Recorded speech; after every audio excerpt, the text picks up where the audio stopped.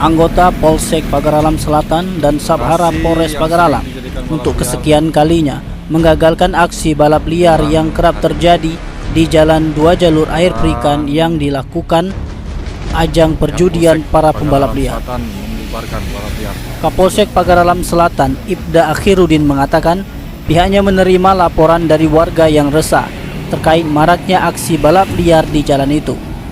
Pihaknya berhasil mengamankan 12 unit motor yang diduga dipersiapkan untuk balap liar.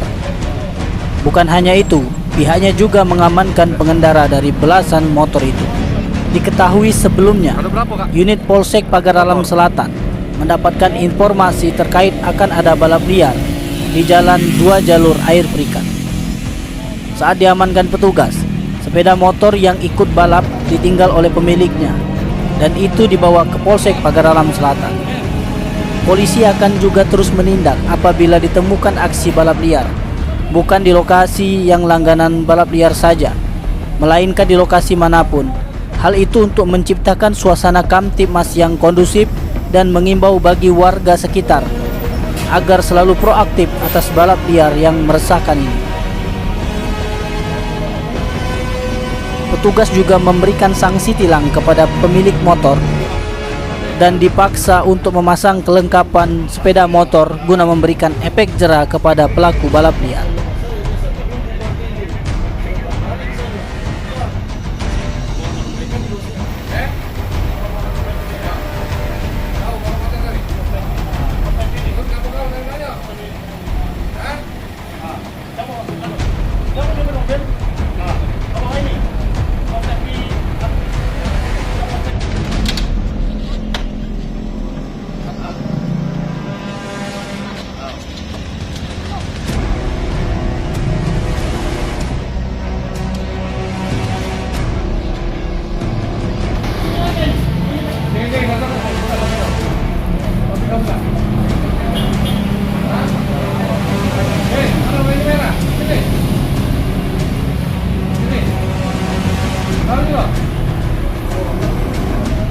Tadi infonya apa? Ada orang taruhan ya?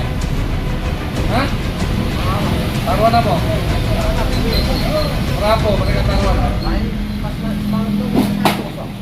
apa? 100.000? Motor apa sama motor apa? Terbit? Yang mana itu? Hah? Metik sama metik? Mana motornya? Yang taruhan itu yang mana? Nah, Sian kamu?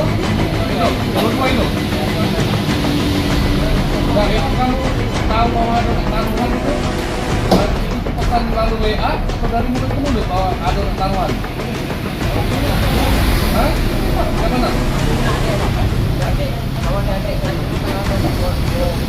Tapi memang taruhan ya? Oh, taruhan tapi kan? Bukan katakan oleh adik-adik ini. Ya, bisa sore dan malam lagi ya. Dan pasti dikasih masih ada bukti karena ada taruhan. Kita himbauan kami dari kepolisian ke Polres Pagaralam dan Polsek Pagaralam Selatan untuk masyarakat kita yang berikan itu peduli. Sampaikan kami kalau memang bisa dibubarkan.